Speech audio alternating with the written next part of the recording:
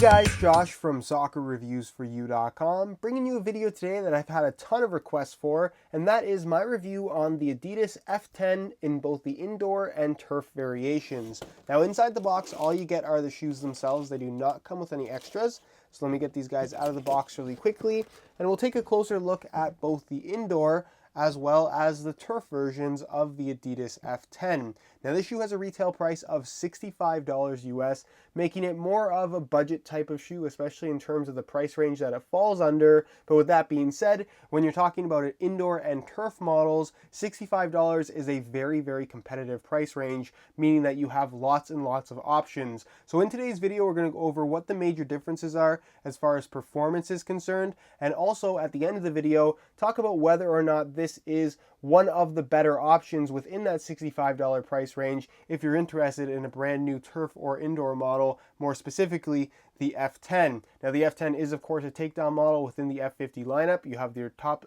end F50 Adizero, below that the F30, below that the F10. If you're buying an indoor or turf shoe, the F10 is the only model available. So again, we're going to be going into all of the details on this shoe, and with that being said, let's get right into the video.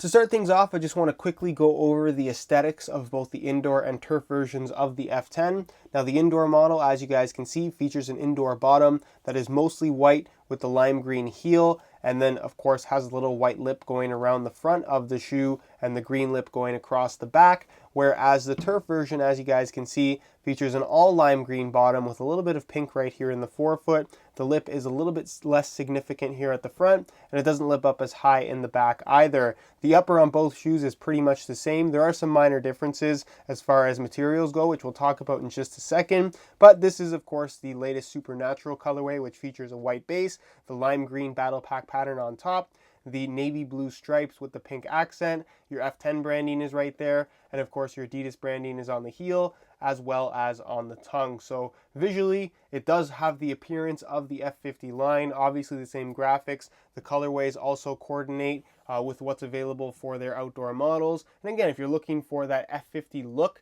then the F10 in both the indoor and turf variation is definitely going to deliver on that particular front.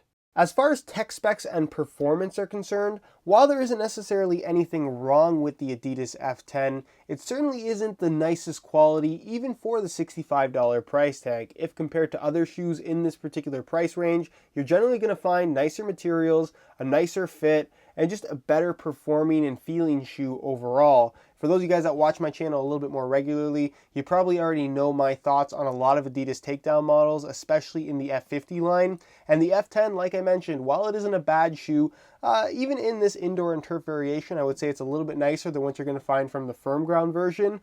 But again, for the $65 in comparison to what else is out there, even from Adidas themselves, this certainly wouldn't be my first choice when it just comes to quality. Now, as far as the upper is concerned, both of these shoes feature pretty much the exact same upper. It's a synthetic leather material, essentially one piece. You can see what appears to be a split in the material just to give it the look of the F50, where it actually transitions from hybrid touch at the front and speed foil at the back. But if you look closely, it actually is just a little piece of clear tape over top just to give it that visual appearance. And that's only on the lateral side. They didn't even bother to put it on the medial side like it would be on the regular F50. But again, it's the same synthetic all the way around.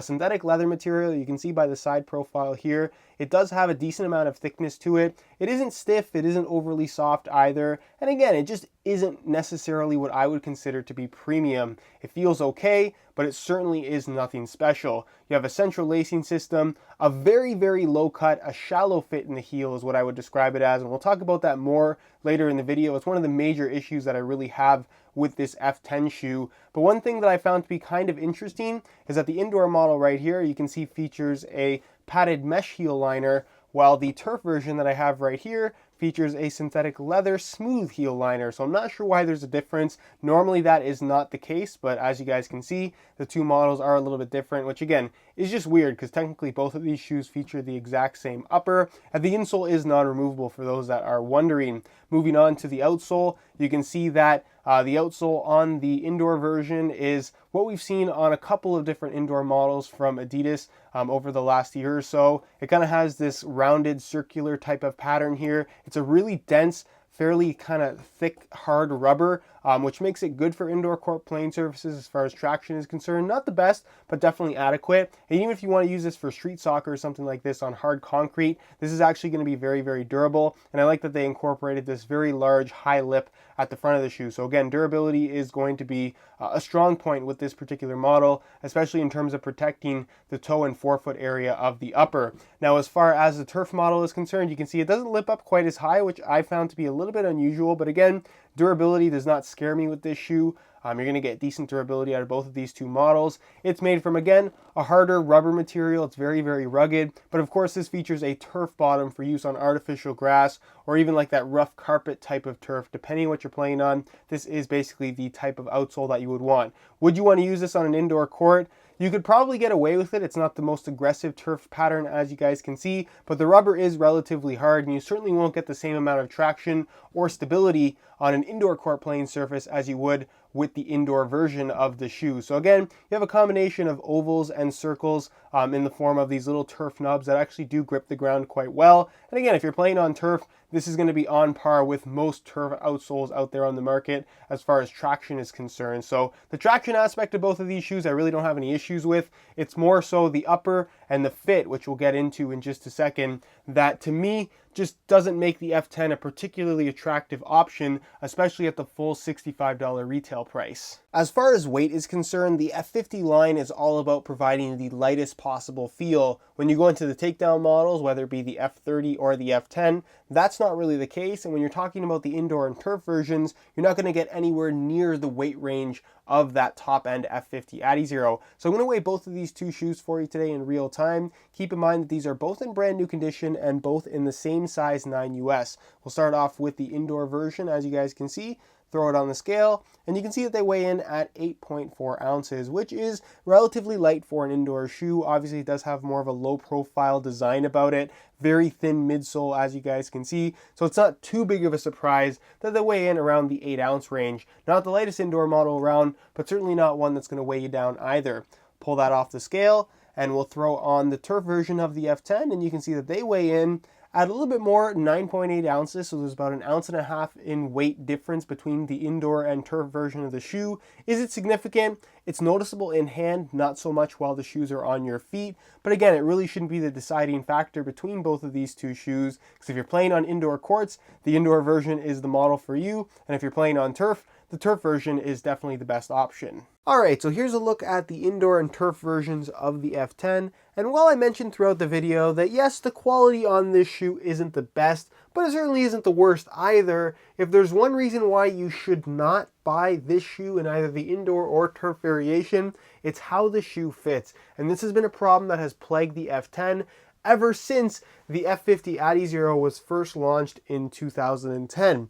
Now, the reason why this shoe is one that I just can't recommend is mainly the fit in the heel. If you guys notice, especially with True Socks on, my heel doesn't sit very deep inside the shoe. It's a very, very shallow fit, where I would say an extra 30 to 40% of my heel that would normally be kind of cupped around the side as well as the back is sticking out. So even with these True Socks on, they grip shoes extremely well for those of you that have tried them out. My heel feels like it's popping out of the shoe even once I've tied them as tight as they can possibly go. So the fit, like I said, is just really, really surprising. I can't believe Adidas hasn't changed it, and it really kind of surprises me that people buy this shoe so regularly. This is a very, very popular indoor model, and that's just because people go in the store, they like the look of the F50 Adizero, and they just want something that looks like the shoe. They don't necessarily care how it fits or feels, and if you didn't know any better, you probably wouldn't suspect that anything's wrong with this shoe. But honestly, every indoor model out there in this particular price range